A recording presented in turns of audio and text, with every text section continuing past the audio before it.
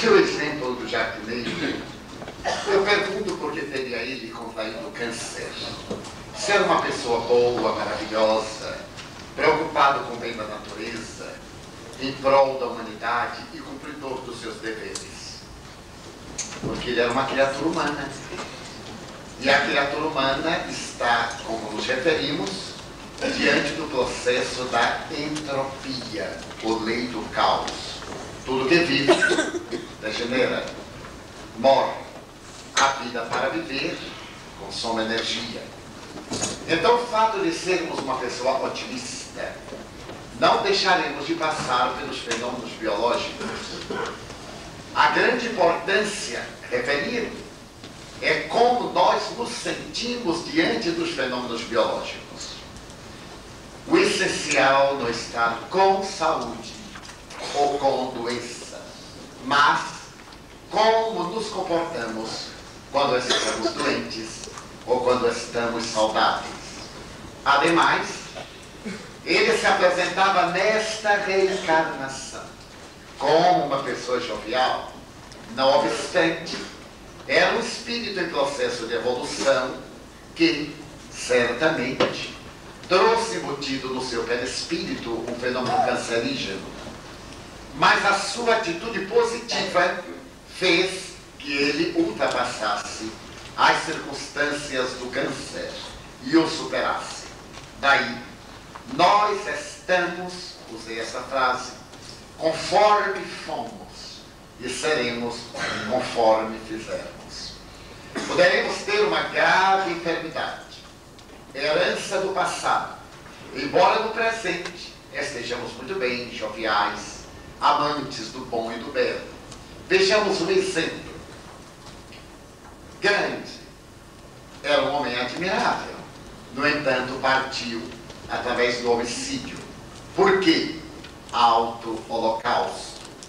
Francisco de Assis é a reencarnação de João Evangelista. No entanto, foi vítima de várias enfermidades, não porque devesse, para nos ensinar a suportá-las. Jamais se queixou, jamais se afligiu, jamais desanimou. Porque muitas vezes o processo está em nós, mas não é punitivo. É uma lição de vida, é uma experiência. Daí, aquele homem, como outros, podem ser pessoas portadoras de tais ou quais problemáticas na área da saúde. Isso não impede que venham a adoecer, impede que venham a desesperar-se, a autodestruir-se, a afligir-se desnecessariamente. Como podemos distinguir um problema kármico de um circunstancial? E como podemos atenuar ou resolver esse tipo de problema, do problema kármico?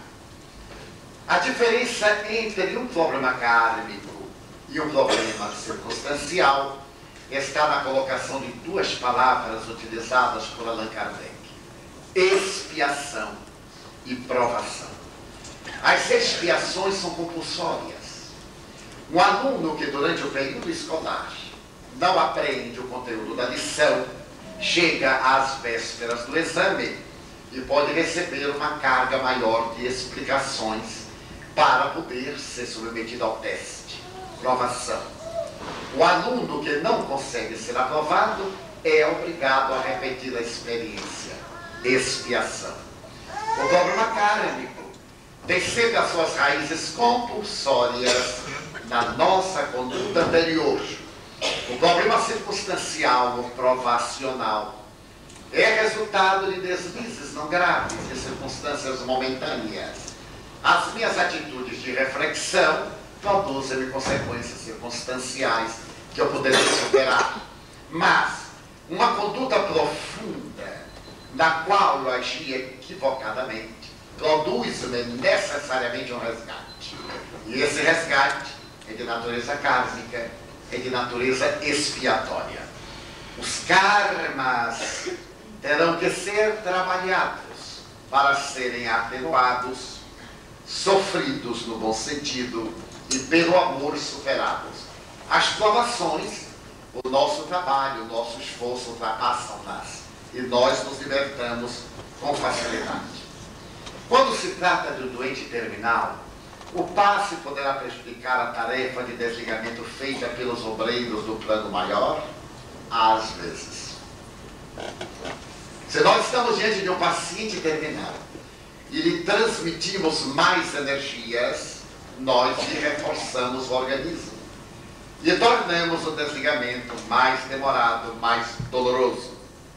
Se se trata, no entanto, de um paciente que tem créditos para partir, a nossa energia não penetra, porque ele está no momento de dispersar a energia. É como se fosse um campo de energia em deslocamento, já não absorve. Se nós aplicarmos a energia para revitalizar o organismo, naquele estado degenerativo, ele não capta mais. É como se nós estivéssemos atuando sobre uma substância em processo de degeneração. Não chega a perturbar. Se assim for, será que Deus vai dar um desconto especial à nossa ignorância? Ou haverá algum critério de bom senso a respeitar?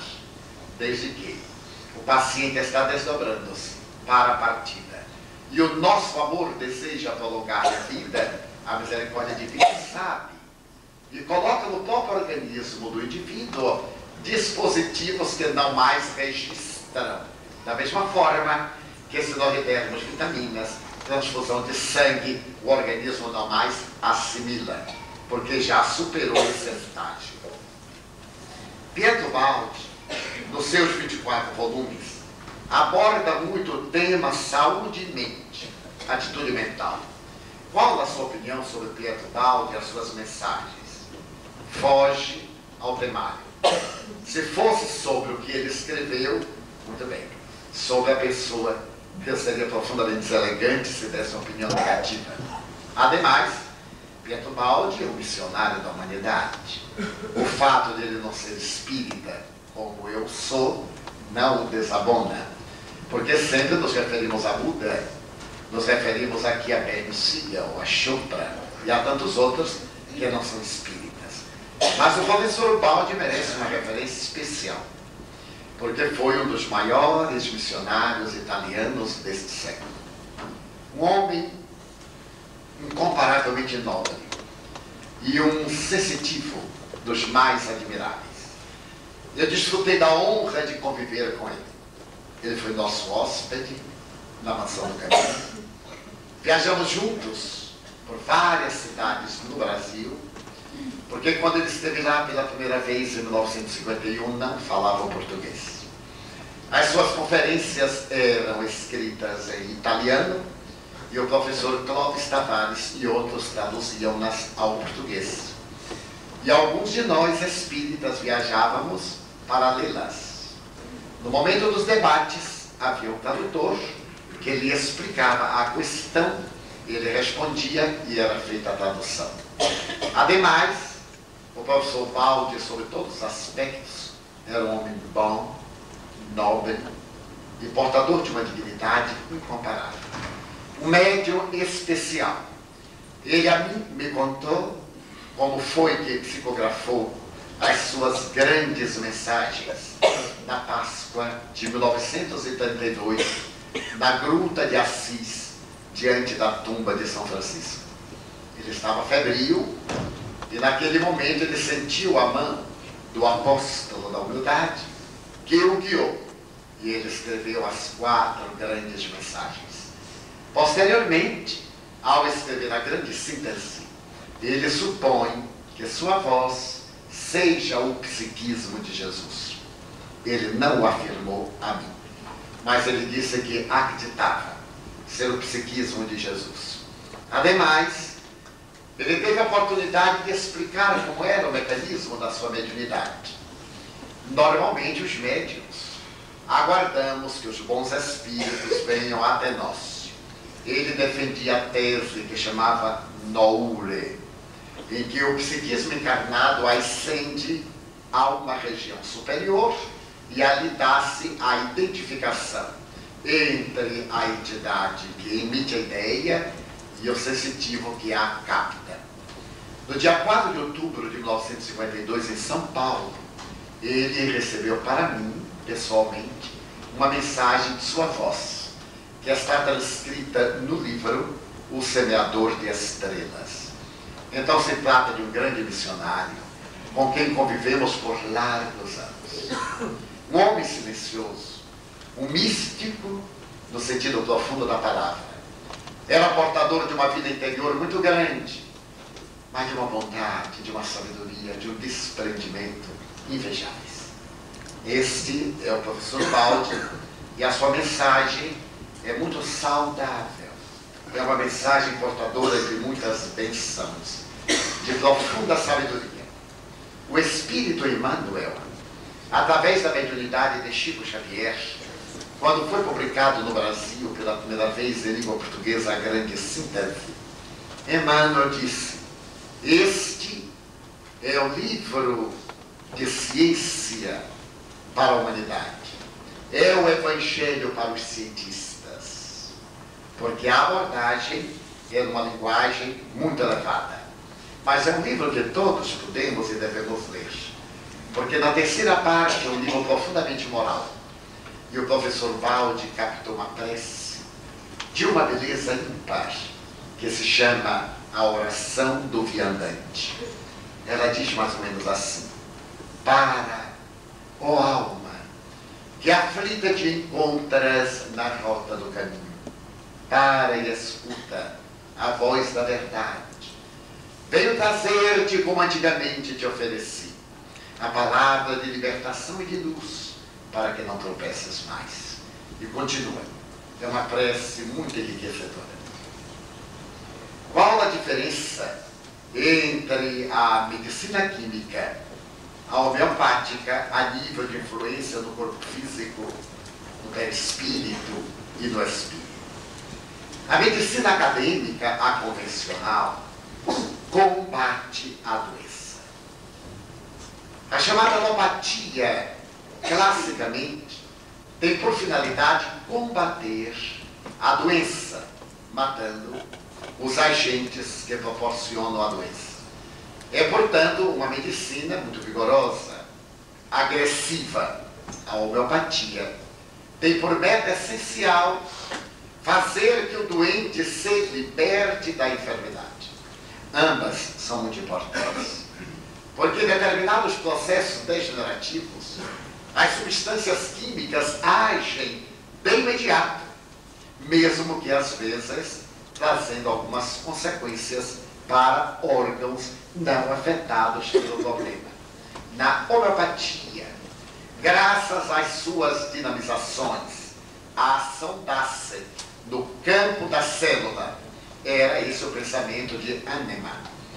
Do ponto de vista espírita, porque é uma terapêutica energética, ela age no perispírito, fortalecendo o campo. E este campo vitalizado termina por fortalecer de tal forma a célula que os agentes microbianos não encontram campo e então vêm a desaparecer. Ambas são profundamente importantes, a depender dos fatores que produzem os estados de doença. Hahnemann era muito contrário a cirurgias e a terapias agressivas. Antes de apresentar a homeopatia, ele aplicou-se. Vários problemas de saúde de que foi objeto exigiram-lhe a terapêutica que um dia ele recomendaria para o mundo, e aplicou-se em si mesmo. Mas, hoje, os homeopatas unicistas chegam à conclusão que há determinados momentos em que a cirurgia é uma terapia, às vezes, amputadora, grave, porém necessária, de acordo com o adiantamento do processo degenerativo. E outras vezes, determinados produtos alopáticos têm uma função de imediato, para que a homeopatia, a longo prazo, possa proporcionar a terapêutica. Eu fui portador, e ainda tenho algumas sequelas, de uma enfermidade perispiritual, porque em alguma encarnação eu tive algum problema respiratório pelo tabaco, ou talvez pelo suicídio, e ficou uma sequela no meu perispírito, que desde a infância eu tenho problema respiratório. Eu tive asma aquelas asmas homéricas. E naquele tempo, que não faz muito tempo, é claro, tomavam-se remédios horríveis. Até pluma de urubu torrada eu tomei com gema de ovo. Vocês imaginem que terapia suave. Minha mãe deu-me todos os remédios que todo mundo ensina, porque no Brasil todo mundo receita, menos os médicos. A gente mande dizer a doença, já tem alguém dizendo, eu conheço alguém que tomou tal remédio e que ficou bem. Então a gente toma. Não fica bem, mas fica contente, toma. E eu sofri terrivelmente. Um dia uma senhora, que era médica, aquelas bruxinhas que já não existem mais. Porque eram bruxinhas, bruxas mesmo. Eram médiums. Eu era menino de 6 anos e ela disse à minha mãe, não dê mais remédio ao menino, porque o menino é médium. Isso são fluidos, são miasmas.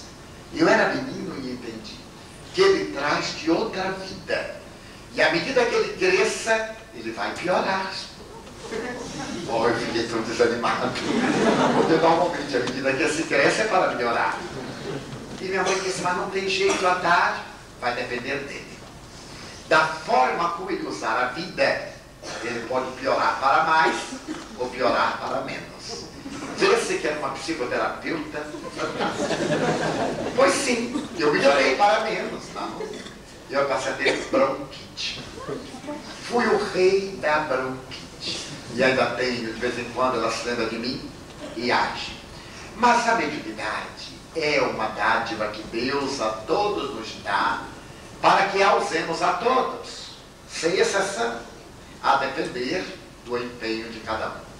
E os bons espíritos cuidaram dessa minha problemática. Dr. Bezerra de Menezes, espírito, passou uma homeopatia que eu venho tomando há 10 anos, pacientemente. Uma homeopatia unicista, que eu tomo 2 gotas de 5 em 5 dias, sem o direito de me esquecer. Então eu ando com o calendário assinalado. Aonde eu for, eu ponho o calendário, porque digo, hoje é o dia, tomo as 2 gotas. E os resultados foram espetaculares. Mas como eu vivo no país tropical, transpiro muito, e não posso às vezes trocar a camisa, eu me resfrio e a bronquite volta. Joana de Ângeles preparou uma fórmula, mandou que eu fizesse aquela fórmula que eu tomo quase diariamente, 2 gotinhas antes de deitar-me, porque é relaxante muscular e ao mesmo tempo ela me purifica o sistema de aeração respiratória. E eu posso desenvolver muito bem, sem qualquer achaque, sem qualquer coisa. Daí vemos a excelência da homeopatia.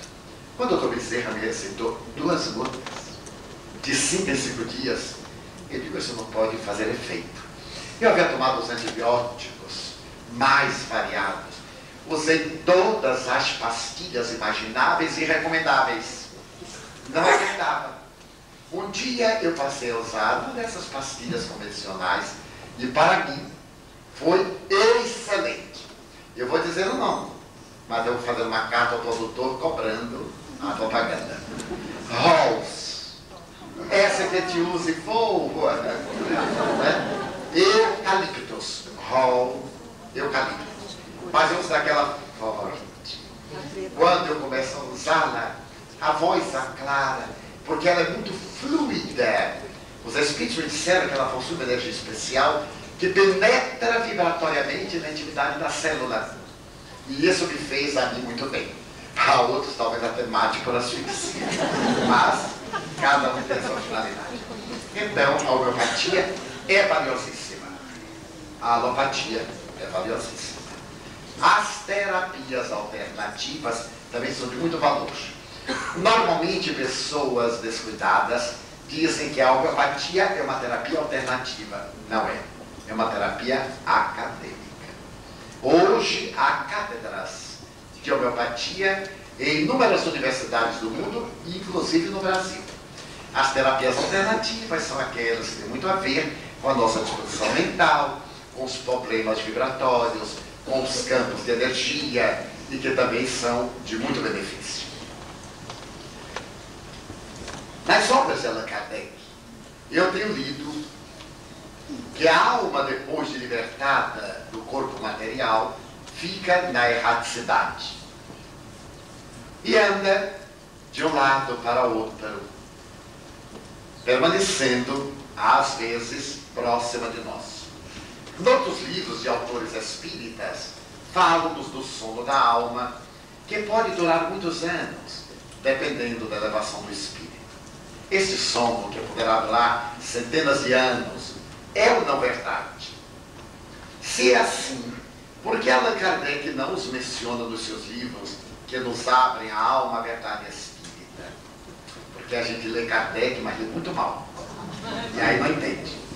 Pergunta 148 de O Livro dos Espíritos, da perturbação da alma. E ele diz: a alma, quando é vítima de uma morte violenta, perturba-se. E essa perturbação pode durar semana, meses, dias, anos e até séculos. Ela não fica em estado de erraticidade. O estado de erraticidade é estado de liberdade do corpo físico. Não é a alma errante daqui para ali, para lá. É em estado fora da matéria. Dois grandes psiquiatras canadenses de Montreal realizaram experiências para identificar a causa de enfermidades psiquiátricas. E depois de 5 anos, escreveram um livro monumental ao qual já me referi no jornal. O livro se chama Vida Entendida. E eles são os doutores Joel Fisher e Joe Winton. Eles eram acadêmicos e começaram a ver se realmente a regressão de memória levava a algum lugar. E depois de 4.000 pacientes catalogados, cujos dados foram colocados em computador, eles constataram que há vida antes do berço e que há vida depois do túmulo. E que as nossas atuais enfermidades têm raízes em nosso comportamento transato. Nesse livro, que para mim é o melhor de todos esses que aí já apareceram sobre terapias de vidas passadas, eles dizem que constataram que depois da morte, enquanto aguarda a próxima reencarnação, a alma, o espírito, permanece numa região a que eles deram o nome de bardo. E deram esse nome utilizando-se do nome de um livro sagrado, o Bardo Todol, que é o livro tibetano dos mortos. Então eles disseram que ficam numa região errática, e nunca leram Allan Kardec, uma região errática, de onde partem para a futura reencarnação. Nessa região errática, ou bardo, eles são julgados pela consciência, que lhes programa a futura encarnação. Ou aparecem espíritos nobres profundamente gentis, que fazem com eles uma análise da sua existência passada e determinam como será a sua existência futura. Daí André Luiz, Manuel Filomeno de Miranda, Bezerra de Menezes e outros, através de Chico Xavier, Ivone Pereira, através de nós, ou antes, A Vida Além do Véu, por Darby Owen, um grande médium inglês, narra desse estado de entorpecimento. Porque o estado de sono é um estado de bloqueio da consciência. O espírito leva tanta energia que permanece como se estivesse reencarnado, em bloqueio psíquico sonolento.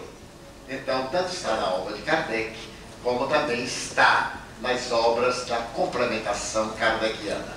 No livro O Céu e Inferno, de Allan Kardec, que é o seu livro número 4, publicado em 1865, Kardec dialoga com muitos desses que estariam hibernados, portanto, em estado de sono. Qual a diferença para a reencarnação? Aquele suicida que parte através de um tiro na cabeça, ou quem leva sem culpa um tiro na cabeça. A diferença é muito grande. Aquele que foi vítima de um acidente circunstancial está concluindo um karma. E aquele que se aplicou um tiro está criando um karma. Então a diferença é muito grande. Se eu me suicido, eu degenero por vontade própria o meu perispírito. Mas se eu fui vítima de uma bala perdida ou de uma bala direcionada, sem que eu houvesse gerado o fator que a provocou, eu entro como vítima, não afeta meu perispírito, apenas interrompe o meu corpo físico. Em toda a doutrina, Kardec se refere muito à intenção. Então não é exatamente o mal ou o bem que nós fazemos ou deixamos de fazer, mas a intenção com que fazemos. Há pessoas, e diz Kardec textualmente, entre fazer o bem e deixar de fazê-lo, melhor que eu faça, mesmo que a intenção não seja boa. Porque se alguém está aqui sedento, pede-me água, e eu lhe dou com má vontade, o importante é que ele tenha a vida salva. A má vontade é negligência minha. Mas se eu dou com boa vontade, com desejo de servir, é muito bom para ele, mas é muito melhor para mim, por causa da minha intenção. Se eu não tenho a intenção de viajar agora, eu sou vítima de um acidente, parto para o mundo espiritual, ou de uma bala, isso não afeta meu perispírito, ajuda-me a resgatar de uma maneira violenta os males que eu causei. Mas se eu, por acaso, planejo o suicídio, a minha responsabilidade é muito grande. Se eu vou ao suicídio por um desespero, a minha responsabilidade é grande. Se eu estou com a psicose maníaco-depressiva e suicido-me, a minha responsabilidade é menor. Se a gente pudesse fazer uma gradação, a gravidade do ato está no grau de consciência do mesmo, ou na responsabilidade nossa. Há, às vezes, fatores que levam a pessoa ao desespero, e ela, não tendo resistência moral, atira-se na busca do nada. Então, essa pessoa foi assassinada por quem lhe criou a situação perturbadora. E é suicida, porque não teve resistência para enfrentar as vicissitudes, que nós estamos aqui para vencer e não para nos deixarmos vencer. Em qualquer circunstância, o suicídio é um crime hediondo contra a humanidade e contra si mesmo. O homicídio é um crime contra a humanidade e contra a criatura. Mas a responsabilidade da vítima é nula, desde que a vítima não haja provocado a situação. Se eu sou uma pessoa ranheta, perturbadora, e crio uma situação que leva alguém a me matar, eu fui responsável. Mas se por acaso eu transito, recebo tiro, ou psicopata, como nós vimos até esses chamados homicidas em série, que agora estão muito na moda, principalmente nos grandes países, nas grandes civilizações, que saem matando, aqueles são indivíduos que se estão recuperando de gravames de encarnações passadas.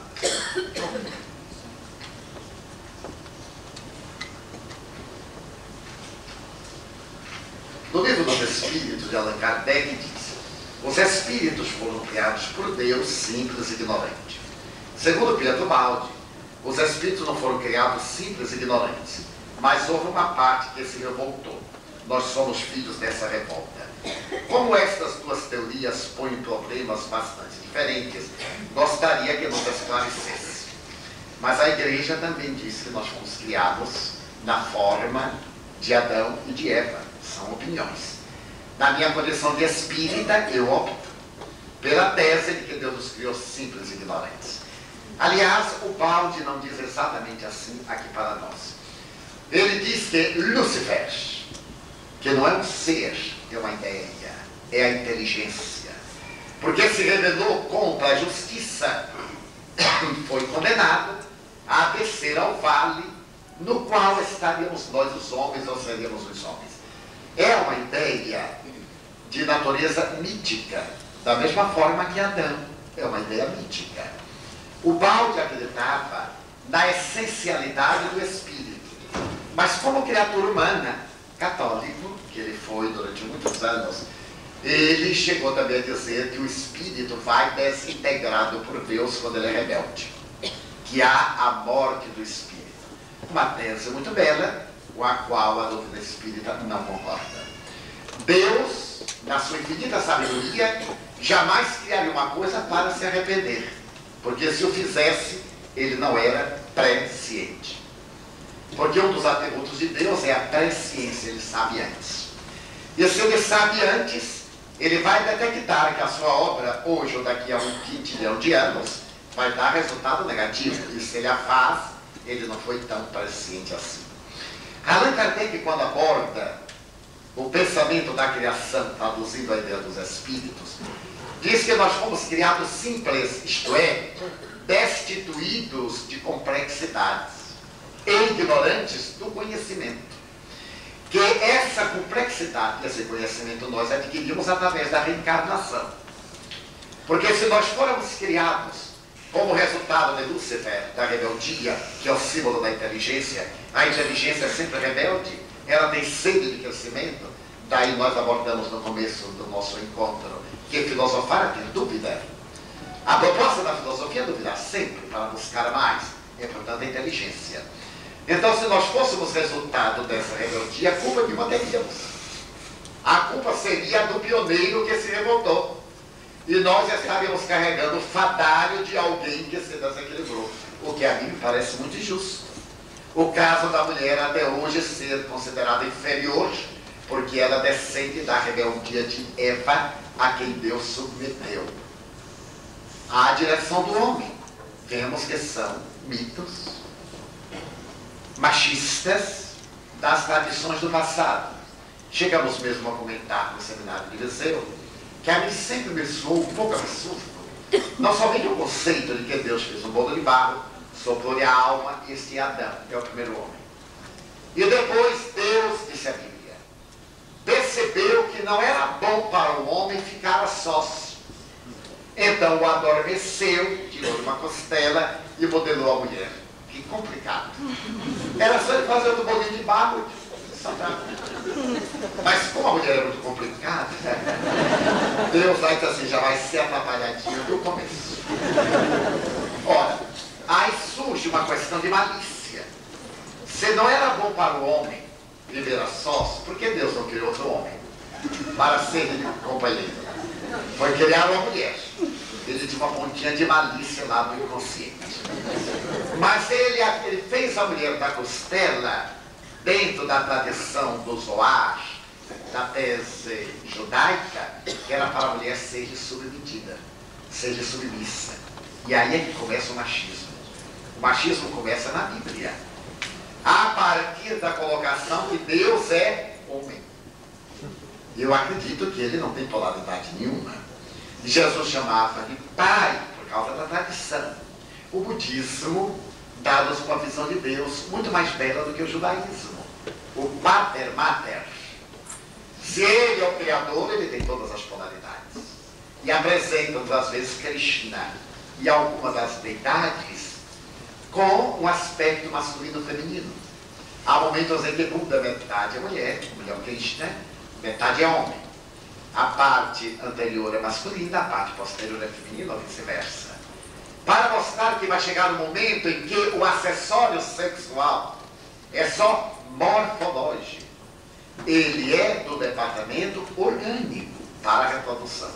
Porque o espírito em si é assexuado. O homem de hoje volta a mulher amanhã e vice-versa. Uma das grandes psicoterapeutas da humanidade, a doutora Tina Germinara, uma ítalo-americana, disse que o homem é tão machista que toda vez que ela regredia um paciente masculino e ele chegava a uma encarnação que foi mulher, ele pulava. Mas olha que coisa. Ele diz assim, por que no ano de 1730 eu fui 1900, 1800, 1615? Fui homem. Por causa do atavismo. Notem o nosso inconsciente. O arquétipo de um, como é poderoso dentro de nós. Mas aí dizia a doutora Germinara que toda vez que a mulher recuava e detectava uma encarnação masculina, dizia assim, eu também já fui homem. E até hoje hoje me pergunto qual é a vantagem de ter sido homem. E qual é a vantagem de ser homem hoje para trabalhar tanto? Não para sustentar a mulher. Porque tem muitos amigos que a mulher é que sustenta. Porque agora está na moda. E principalmente na cozinha. Bota o maridinho para lavar prato. Quem já viu? E os americanos, isso nós devemos os americanos. Eles foram fantásticos. O marido chega bem carinhoso, ela toma o paninho de prato, meu bem. Vá lavar o prato que eu vou me pentear. Igualdade dos direitos. Mas é que nós temos necessidade de atavismos, de mitos. E esses mitos estão tão profundamente embutidos em nós, que nós ainda acreditamos no conceito de Lúcifer, no conceito de Adão e de Eva. É claro que Deus não irá criar um espírito para poder aniquilá-lo oportunamente, mas sim para libertá-lo, porque ele não tem culpa de ser atrasado. Se ele tem uma tendência predominante para o mal, ele deve-o à sua origem primária. Então ele lapidará isso pelas reencarnações até o Deus interno desenvolver-se e ele dar atendimento ao bem que nele jaz. O que é um espírito? Como ele existe, porque existe para quem existe. Na questão número 23 do Livro dos Espíritos, Allan Kardec pergunta o que é um espírito? E as entidades respondem o princípio inteligente do universo. E na questão 76 do mesmo livro, Allan Kardec volta a perguntar o que são os espíritos? São os seres inteligentes do universo que ocupam o mundo espiritual fora da matéria.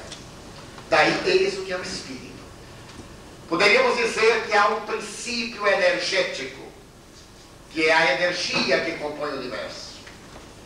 Mas Deus, ao lado desse princípio energético, deu ao princípio um fator inteligente. E estes serão os espíritos. Este outro, a energia constitutiva do universo. Um grande pesquisador inglês, o Dr. Virchow, astrofísico, no ano de 1967, publicou um livro admirável. E ele diz nesse livro a respeito do ser transcendental: eu encontrei o Espírito. O Espírito, para mim, já não é um ser conceptual, é um ser real. Para mim, palavras textuais, o Espírito é um ser de interação universal, semelhante à gravidade e à eletricidade, reticências, que pensa. Digo mais, utilizo-me da palavra inglesa mind, mente, para dizer que o espírito é constituído de partículas mindons, partículas de mente. É tão fascinante, porque é tão espírita essa definição. Porque nós dizemos que o espírito tem peso, ele é tangível, não ser conceptivo apenas. É um ser tangível. Deixa impressões, deixa marcas. E o grande parapsicólogo sueco, Ulf Jacobson, deu-se ao trabalho de pesar 1000 pacientes terminais. Colocava o paciente terminal sobre uma cama elétrica para ver o que lhe acontecia no momento da morte. Depois de 1000 pacientes pesquisados, ele constatou que todo indivíduo, masculino ou feminino, criança, adulto, ancião, gordo, magro, anêmico ou forte, ao morrer, perde 21 gramas. Ele eliminou todos os líquidos e todos os processos degenerativos dos esfíncteres. E notou que todos perdiam a mesma quantidade de energia. Então ele estabeleceu que a alma pesa 21 gramas. Mas Allan Kardec já falava de que o espírito é o modelador do seu corpo perispiritual. E diz em o Livro dos Espíritos: da mesma forma que entre a casca e a semente, ou caroço, há uma polpa, um perisperma, entre o espírito e o corpo há um perispírito. A emanação do espírito, esse psiquismo, forma-lhe o corpo modelador que a matéria vai imprimir. O Dr. Hernani Guimarães Andrade, parapsicólogo e cientista, diz o seguinte: só há forma porque há forma. Toda forma produz forma. E toda forma é resultado de uma forma. Então ele apresenta a seguinte reflexão: se nós tomarmos de uma salamandra e lhe amputarmos a cauda ou de uma lagartixa, a cauda cresce e repete a mesma que tinha antes. Clone. Um clone natural. Por que, por exemplo, o nosso corpo vai desenvolvendo células? As células do dedo, mas chega em determinado momento ela para, mas as da unha não, as do cabelo não. Por quê? Porque há um campo vibratório que detém o desenvolvimento das células. Porque apenas uma célula, o neuroblasto, vai se multiplicando e uma célula será óptica, a outra será renal, esta será uma cartilagem, a outra será um fio de cabelo. Por quê? Porque no campo de energia onde ela se situa, ela vai preencher a finalidade para a qual foi constituída. Dentro desse raciocínio, o espírito é o princípio inteligente. Mas este princípio inteligente não é uma concepção, é uma onda. Esta onda tem psicologia, porque é um princípio inteligente. Mas tem anatomia, porque é constituída, segundo o Dr. Fissoff, de mindfulness. Possivelmente as nossas balanças eletrônicas não consigam captar o peso, mas hoje, nos laboratórios de física, já se consegue pesar um raio de luz. Um raio de luz projetado em balanças eletrônicas tem peso, por causa dos fótons. O ser tem uma constituição molecular. Por que existe? Porque Deus o quer. Para que existe? Para atingir a sua deificação. Essa deificação é o estado de plenitude absoluto. Qual é a composição do perispírito, suas interações com o corpo somáticos? Ainda não dispomos de expressões na física quântica para definir qual do tipo de matéria de que é constituído o perispírito. O referido Hernani teve oportunidade de dizer, Hernani Guimarães Andrade, que é um corpo de moléculas. Outros dizem que é um corpo de íons, uma micropartícula, de íons magnetizados. Allan Kardec preferiu, com a linguagem da época, dizer que é um corpo semimaterial, porque a sua época era matéria ou não matéria. Então ele colocou uma imagem dentro da física newtoniana, é o corpo semimaterial. Mas Allan Kardec foi tão extraordinário, e a me admira a minha sabedoria deste homem em 1856 até 1869, de 55 a 69, haver conseguido tanto. Ele diz que o perispírito é um corpo maleável, expansivo, porque nós nos deitamos aqui e saímos numa viagem astral graças ao perispírito. Porque o espírito não se desloca, não sai do corpo, ele se expande graças às fixações perispirituais. Eu me concentro, e se eu tiver a mediunidade olorífera, aquela que produz odores, o perispírito se expande e os mentores colocam nessa energia as substâncias, essências que podem produzir vários odores, principalmente terapêuticos. Quando o espírito vai entrar em contato comigo, ele o faz perispírito a perispírito. Nós dizemos assim, o espírito incorporou a palavra incorreta, porque ele não entra. O espírito acoplou-se como uma migalha de ferro é atraída pelo ímã. Se nós colocarmos o ímã sobre este papel e jogarmos aqui fragmentos de ferro, eles correm E de acordo com o campo do ímã, eles formam as imagens mais diferentes, por causa da irradiação do ímã. Digamos, portanto, que o espírito é o ímã, a irradiação é o perispírito, e os troços de metal são o corpo do indivíduo.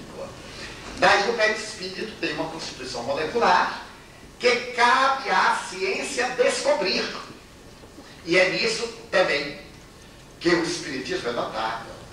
A ciência compete as tarefas científicas e ao espiritismo a explicação das causas. Daí, quando surge qualquer coisa no campo da ciência, alguns espíritas ficam muito preocupados, perturbados e dizem: e agora? Ué, e agora?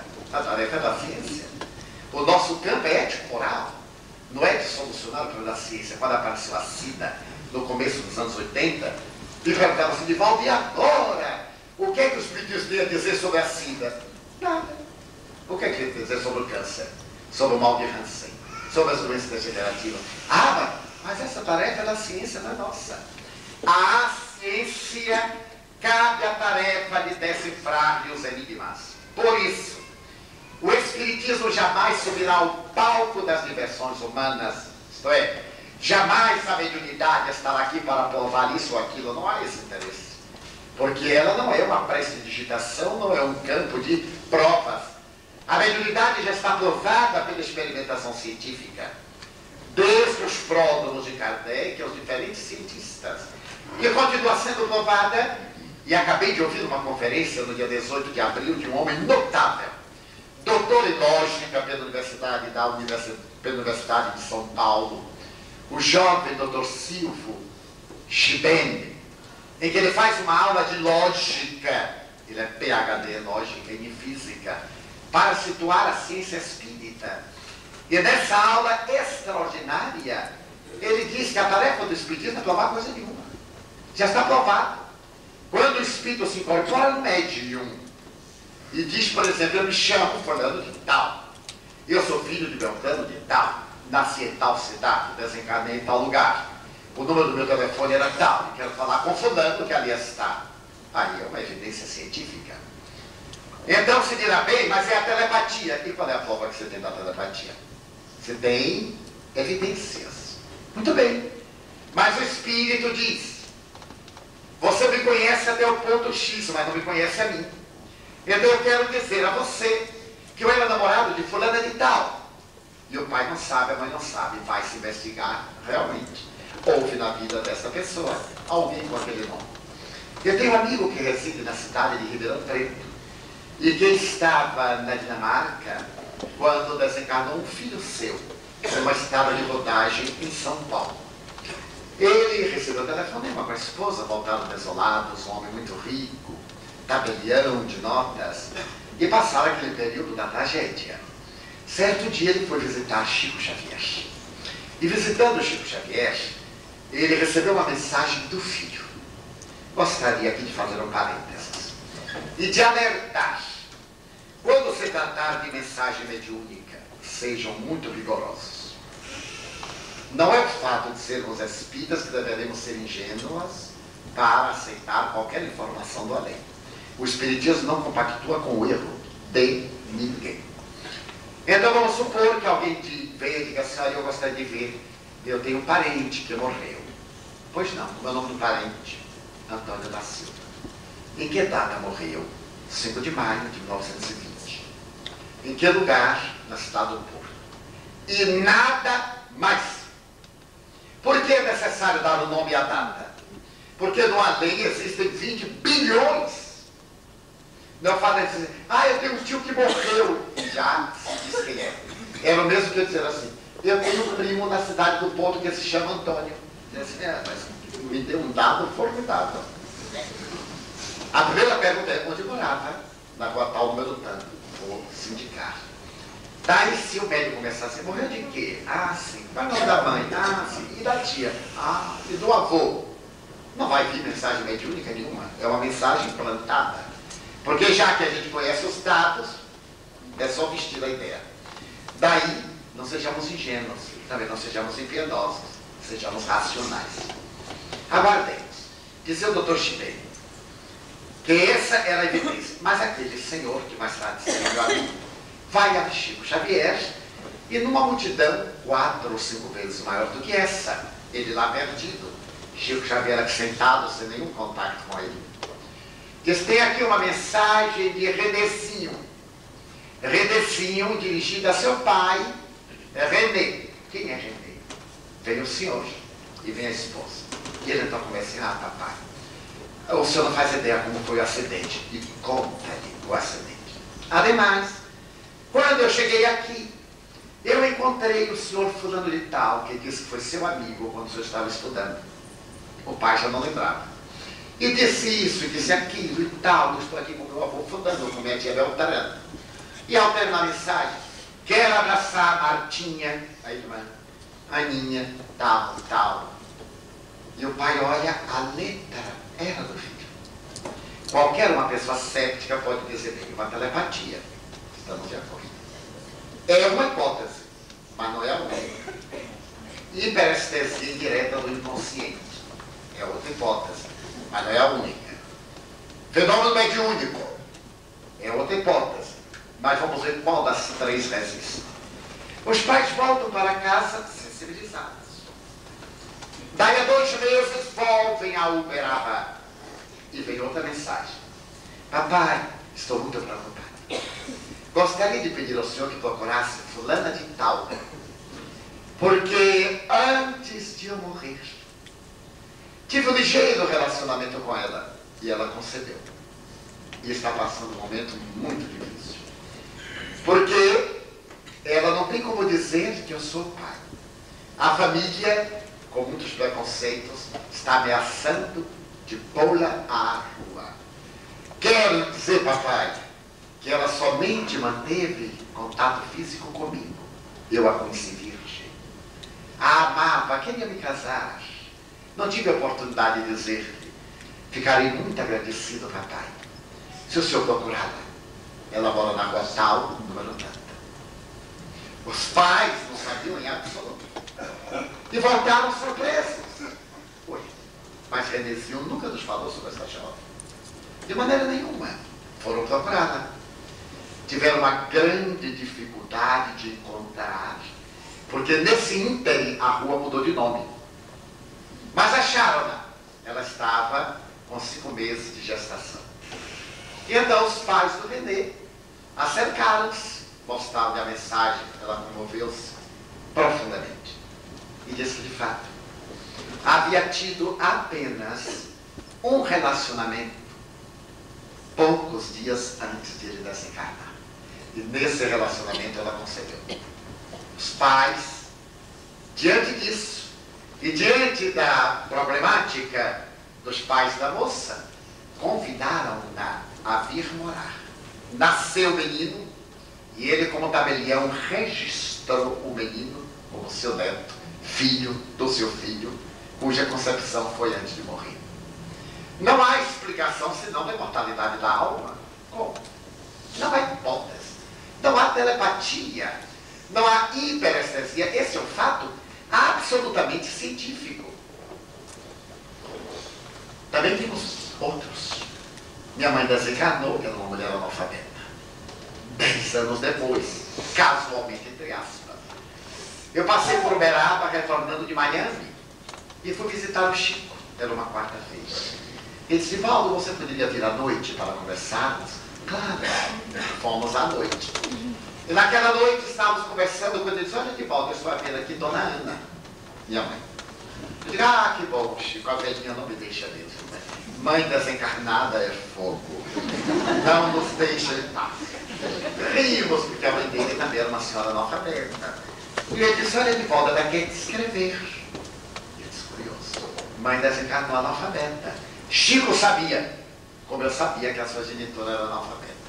Eu disse: pois não, Chico, e que faremos? Eles vão fazer o seguinte: eu estava com um amigo, o senhor Emanuel Chaves. Ele disse: Emanuel, fica ao seu lado, segurando o papel, para você escrever. Eu vou chamar o auxiliar de cozinha para ficar junto de mim, segurando o papel que eu vou escrever. Então fizemos o transe, ele e nós, e escrevemos. Ele psicografou uma mensagem de minha mãe para mim, e eu uma de Dr. Bezerra para ele. Quando terminou, ele disse: leia. Eu li. ele sensibilizou, ele é muito gentil. E eu entreguei os papéis. E ele então diz, olha, a mensagem aqui é de Dona Ana. E ela começa a mensagem. Meu filho, quando eu estava na terra, você me dizia, mãe, se a senhora quiser, eu a ensino a ler e escrever. E eu lhe respondia, meu filho, eu já sou diplomada pela Universidade do Sofrimento. Não vou meter confusão na minha cabeça. Era assim que ela dizia. Ela já sabia demais. Para que meter confusão na cabeça aos 70 anos? Mas quando eu cheguei aqui, eu fui levada a tomar banhos magnéticos para me recordar de outras vidas nas quais eu fui intelectual.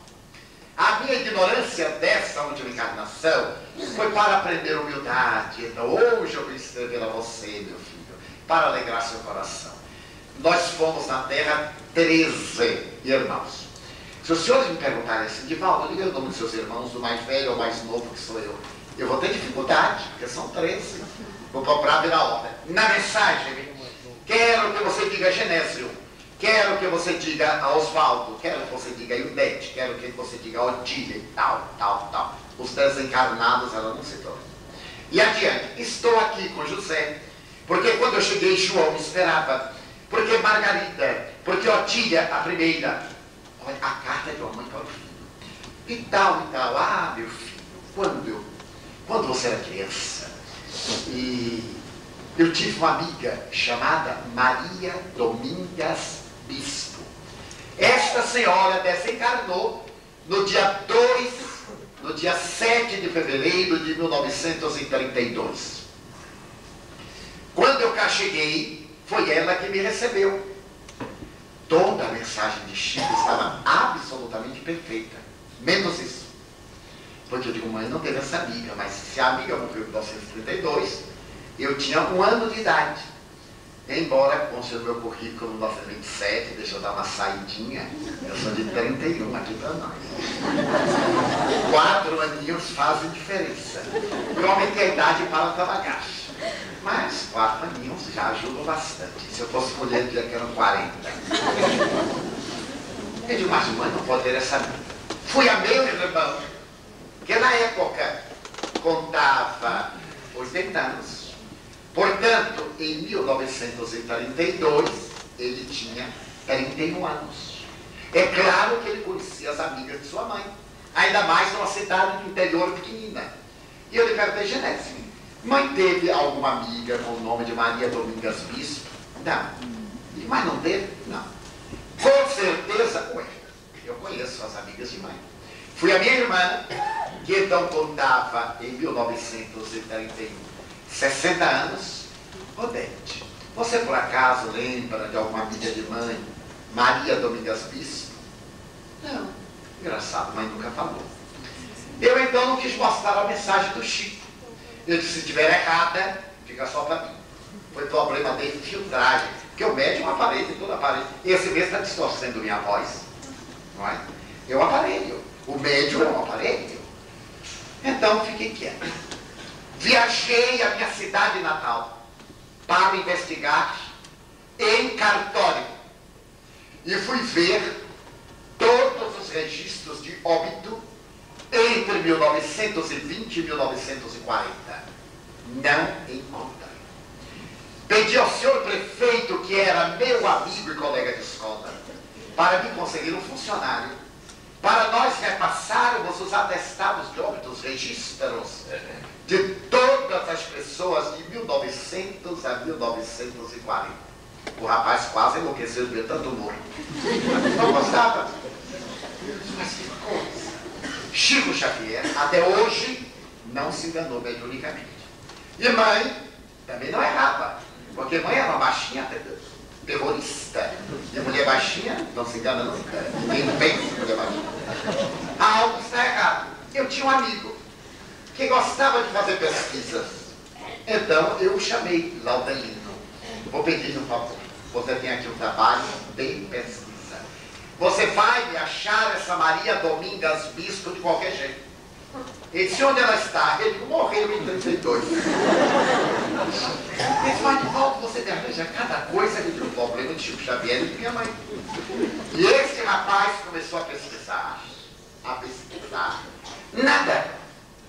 Os senhores notem que é fato científico. Certo dia, ele disse que estava na rua e disse: dona, a senhora me deu uma rascada. Como é que a senhora vem para cá dar um dado que a gente não acha nunca para confirmar? Então brilhou-lhe uma luz, um insight. Ele teve uma inspiração. A minha cidade, que se chama Feira de Santana, era um município enorme. Os municípios do nosso país são muito grandes por causa das dimensões territoriais. No ano de 1946, o município de Feira de Santana, por uma lei orgânica, foi desmembrado em vários municípios. Entre outros, havia uma vila chamada São José das Itapororocas. Essa vila tornou-se um município. O nome engraçado, né? Pode rir. Porque eu rio também muito com os nomes aqui, Frecheiro, eu acho.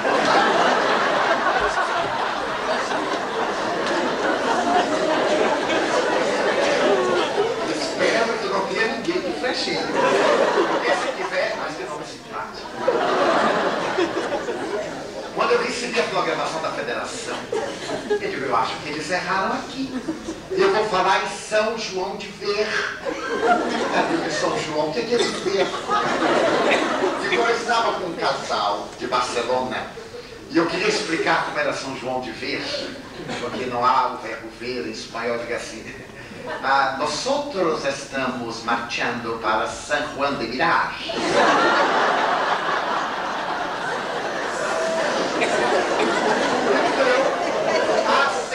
Que está aqui, viu? Porque mulher é coisa diferente. Ela diz assim: San Juan de Ver.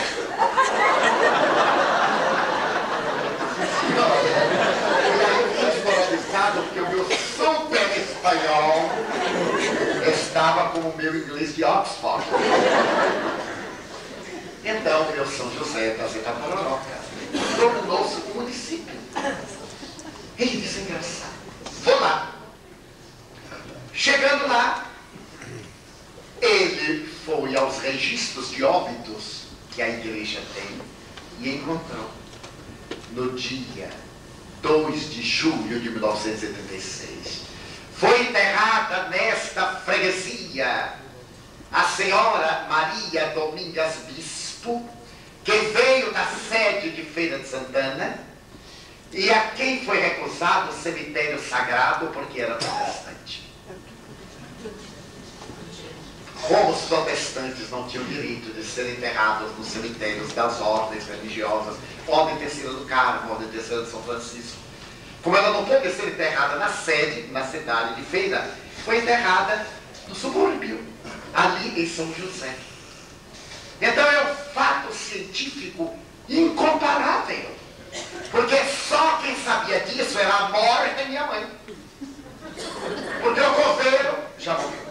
O padre já morreu. Todo mundo que a conheceu já morreu. Como telepatia. Só ela que sabia. E minha mãe, de quem foram amigas. Esse fato eu anotei. E mandei para o Congresso de Parapsicologia. Para resistir a qualquer suspeita, porque eu tenho a documentação. Eu tenho a documentação da pesquisa feita no lugar. E agora, detalhe. Minha mãe escreveu uma mensagem toda muito boa, etc. E no fim, ela escreveu o próprio nome, Ana, em letra de forma, A-N-N-A, mas como se fosse a letra comum, como uma herança do seu analfabetismo terrestre. Mas um outro detalhe notável, ela falar da psicologia de cada um de nós. E esse meu irmão, que morreu com 84 anos, era um temperamento estranho, silencioso, introspectivo. E ela diz assim: diga a Genésio que já está na hora de ele se abrir mais para a vida. Diga a Ildete, a minha filha, que eu tenho trabalhado muito para que ela fique bem. Diga a fulano, e mandou uma frase para cada um dentro da sua psicologia. Só ela é que sabia. Então os fatos são incomparáveis. Daí o fato científico do espiritismo. Mas na área da ciência, qual é é a constituição do espírito? Qual é o tipo de molécula?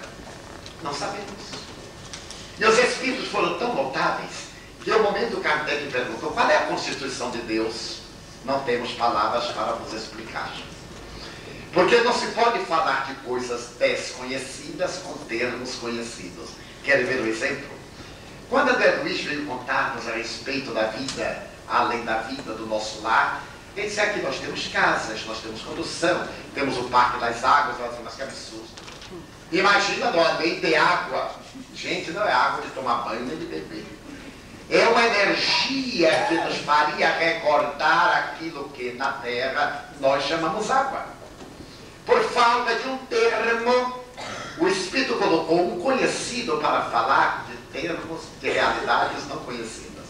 O Dr. Chibene, que é doutor em lógica, repito, dizia que não pode haver nada mais difícil do que usar a mesma palavra para significados diferentes.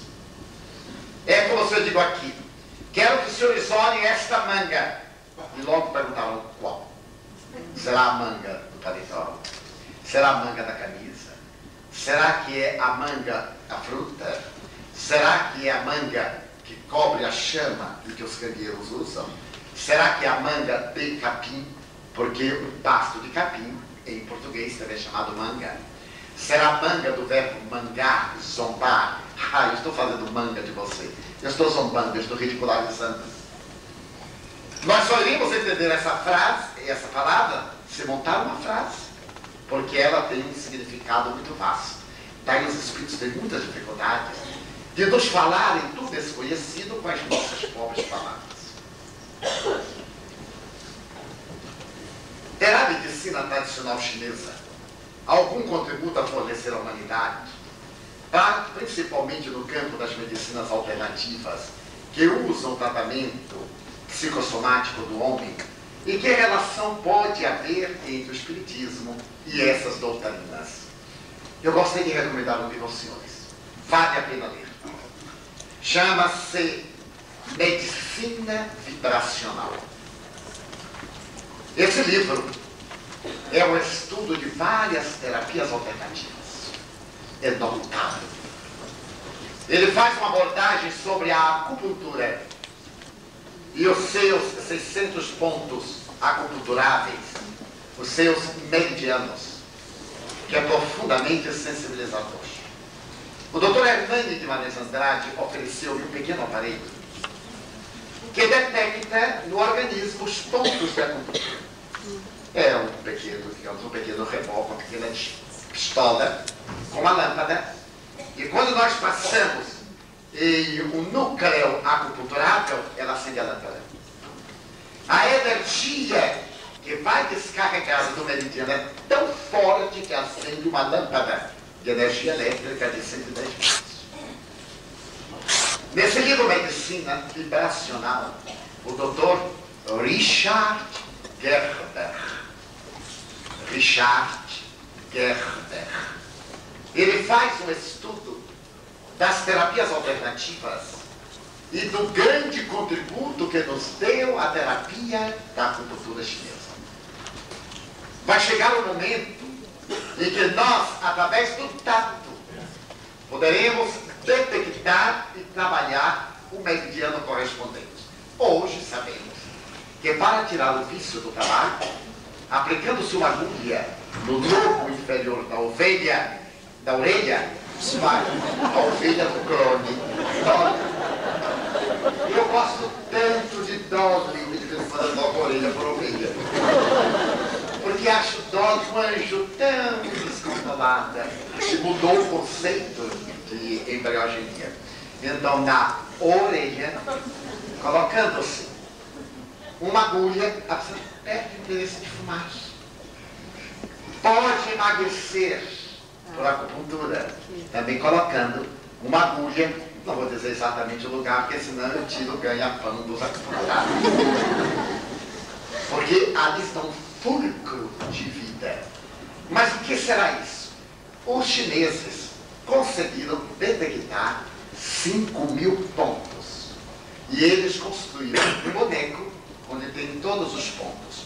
Com este vibrador, os cientistas modernos encontraram todos os 5.000 pontos internos, que há pontos internos, e externos. E eu me pergunto, como os chineses conseguiram? Pelo tato. Os senhores notam que é hipersensibilidade. Eles conseguiram e fizeram o gráfico. Vai chegar o momento em que a doença vai sair da terra, porque a doença será desnecessária. Sempre a mim me chamou a atenção que Jesus nunca adoeceu.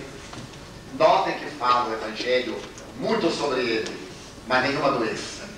Normalmente se o via triste a chorar, raramente a sorrir, mas as suas vestes resplandeciam, porque ele era a luz, ele era o ser perfeito, e a doença está em nós por causa das nossas imperfeições.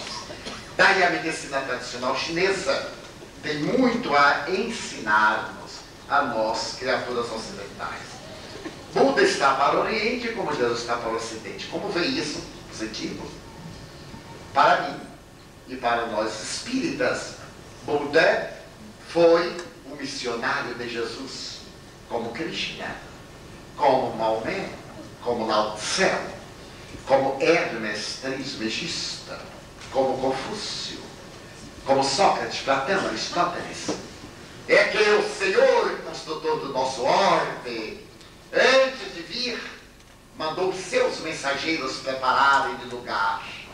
E depois de vir, mandou seus mensageiros suavizarem as nossas torpezas. Por isso, sempre iremos encontrar na humanidade Budas, o príncipe Siddhartha Gautama, Krishnas, o Gandhi, o Madres Teresas de Calcutá, ou o extraordinário Pedro de Alcântara, e tantos outros que são missionários de Deus, mas na minha forma pessoal de ver, embaixadores de Jesus, para instalarem na terra o reino dos céus. Porque na visão espírita, questão 625 do Livro dos Espíritos, o ser mais perfeito que Deus nos ofereceu para servir-nos de modelo e guia é Jesus. Os outros são nobres, mas são seus missionários. Um budista tem o direito de dizer ao contrário. O judeu tem o direito de dizer ao contrário. O maometano também, nós os respeitamos, mas é também o nosso direito de dizer aquilo que pensamos. Como controlar a emotividade exagerada? Fazendo terapia. Como também a falta de sensibilidade, fazendo terapia. Nós, criaturas, pegamos um conceito que não corresponde à realidade. Achamos que só devemos ir ao médico quando estamos doentes. Como se o médico fosse o amigo da doença e não o amigo da saúde. Achamos que só podemos ir ao psiquiatra, ao psicólogo ou psicanalista quando somos desequilibrados. E esquecemos que a verdadeira terapia é preventiva. Ideal será que periodicamente façamos um check-up para antecipar a manifestação da doença. Porque se ela está no perispírito viajando para o corpo, o check-up pode detectá-la antes. E nós poderemos receber a terapia convencional e a terapia bioenergética para deter e transformar-nos para melhor. Se nós temos um problema na área psicológica, busquemos um psicólogo. Os psicólogos são nossos grandes amigos. Os psicanalistas. Não podemos negar os traumas que nós temos nesta vida. Principalmente nós mais idosos, quando a ignorância era maior. Eu me recordo que lá em casa, quando eu tinha dificuldade de dormir, e eu sempre tive muita dificuldade de dormir, eu durmo pouco, 3 horas e meia, 4, no máximo, em 24 horas. Então, meus irmãos mais diziam assim, ou tu dormes ou o bicho te pega. E eu ficava dormindo acordado esperando o bicho. Graças a Deus eu não fiz conflito, mas poderia ter feito. O conflito da escuridão, o conflito fóbico, ter medo de dormir, era a ignorância. Hoje os pais entregam os filhos empregados por motivos óbvios. E nem sempre o indivíduo remunerado ama como ama a pessoa que ama. E cria muito problema na educação, cria muito conflito, cria muitos pavores na criança. e que cresce sob a injunção de muitos conflitos psicológicos que o psicoterapeuta pode tirar. Ademais, nós espíritas reconhecemos que há os traumas chamados perinatais da concepção. A pessoa concebe, mas não quer ter o filho, acha o indesejável, então irradia energia deletéria. Espera uma menina e vai ter um menino. Vice-versa. Uma série de conflitos desta vida. E o psicólogo tem a função de trabalhar os conflitos desta vida. Em nosso relacionamento conjugal, estamos em determinado momento da nossa vida em comum e começamos a ter umas áreas de conflitos. O próprio organismo está a mudar-se a cada instante. Os fenômenos da mulher, da menopausa, do homem, da andropausa, a minha terra chama a idade do lobo. Quando o velhote fica com ar de criancinha, ou coisa ridícula, e fica namorando garotinhas, netinhas dele. Mas também as velhotinhas, de vez em quando, elas fazem a mesma loucura. Porque são fenômenos orgânicos, biológicos, com efeitos psicológicos. Quantas vezes, no fenômeno da menarca feminina, a pessoa tem depressões terríveis. E os imprevidentes é um obsessor. Não é. É um problema de hormônios. Necessita de tomar hormônios para equilibrar o quimismo glandular. Por isso nós espíritas devemos ser muito prudentes. Nunca fazermos diagnósticos apressados a respeito dos outros. Eu noto, por exemplo, no meu país, que há um grupo de aventureiros que tem sempre o diagnóstico pronto. A pessoa vai andando, escorregou, ó, mediunidade. Não quer trabalhar, aí Deus está castigando. Não existe isso. Um outro está com queda de cabelo, ó, obsessão. Imagine se os cientistas do cabelo soubessem que dando o passo acabava com a queda. Era maravilha, acabava com essa obsessão. Então, nós necessitamos da ajuda médica. No caso da emotividade exagerada, como da falta de emotividade, vale a pena consultar um psicólogo. Ou a pessoa fazer uma autoterapia, que será a continuação do nosso tema. A autocura. Mas os próprios psicoterapeutas reconhecem que nem todos dispõem dos recursos intelecto-morais, palavra de Allan Kardec, lúcidos e energéticos para lutar contra as dificuldades. Porque quando nós estamos sob a pressão de qualquer coisa, é muito desagradável. E nem sempre temos forças. Nós necessitamos de um grupo terapêutico, de fazer parte de um grupo de terapia. E hoje temos terapias agradáveis.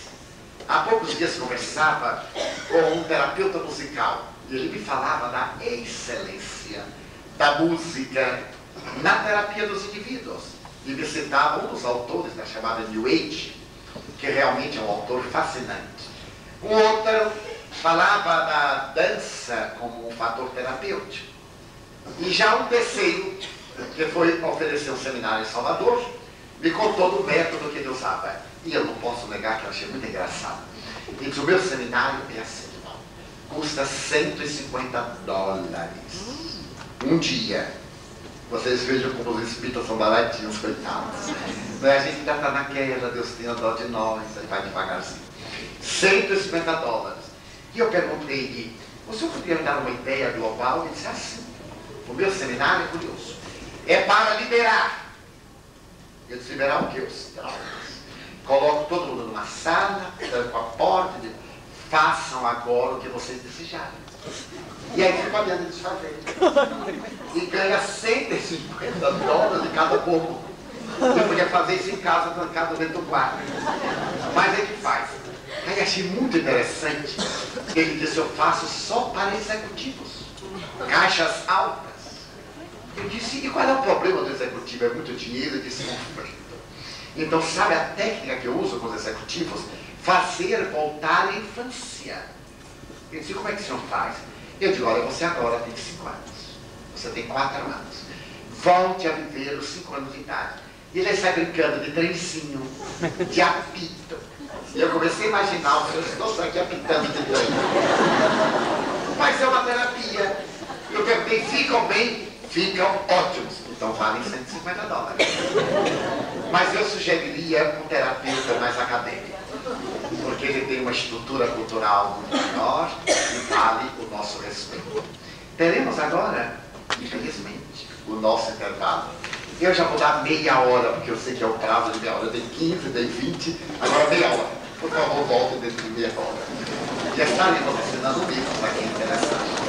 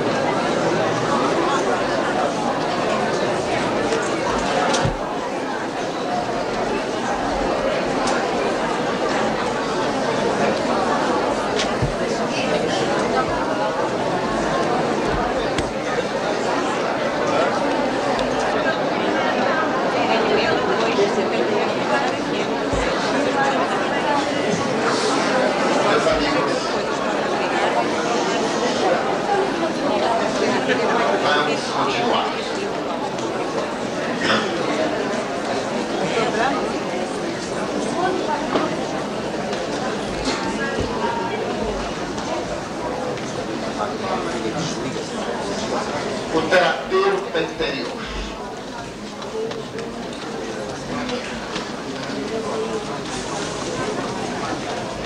Normalmente, procuramos terapeutas externos.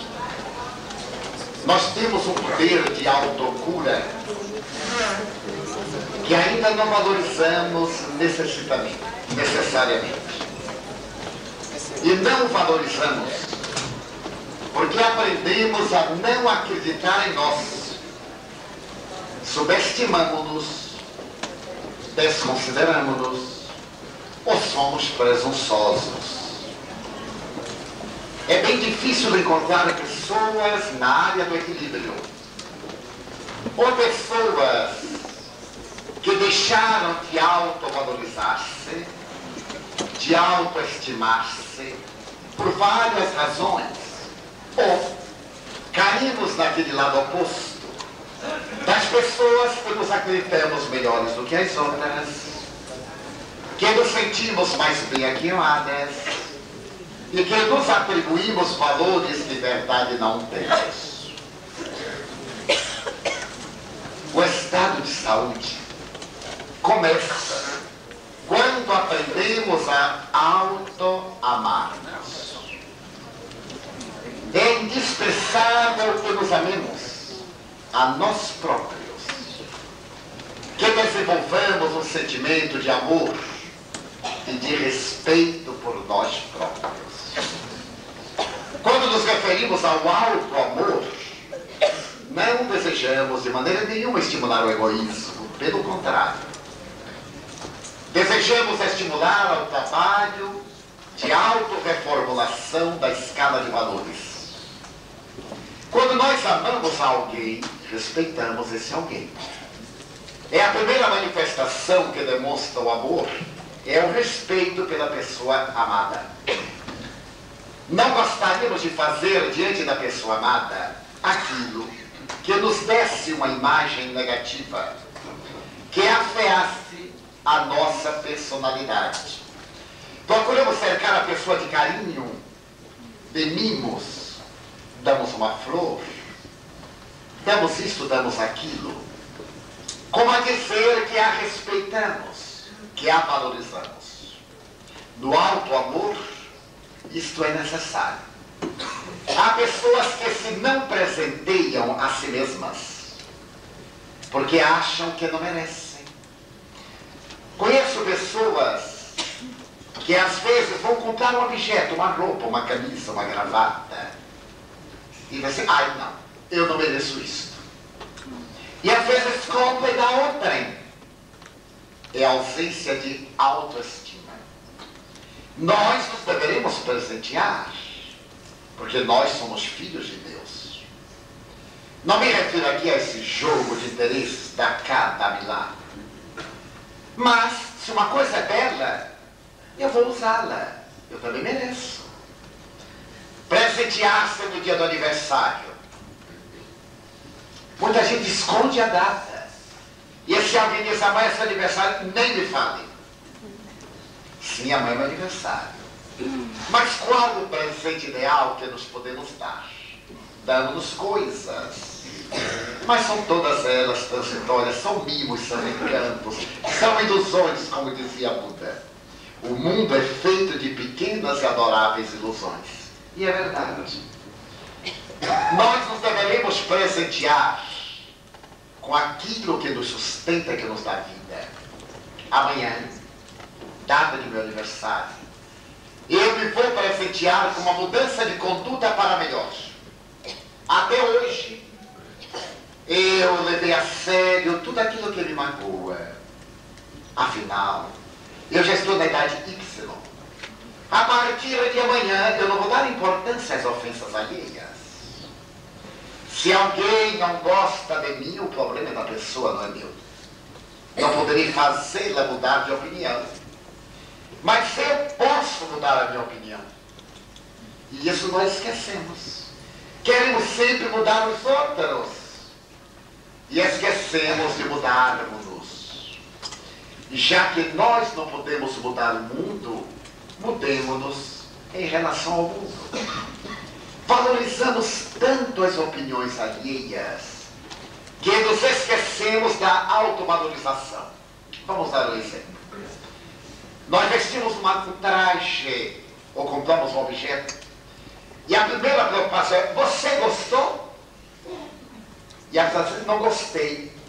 E a gente deixa de gostar, como se tivesse comprado para a opinião alheia.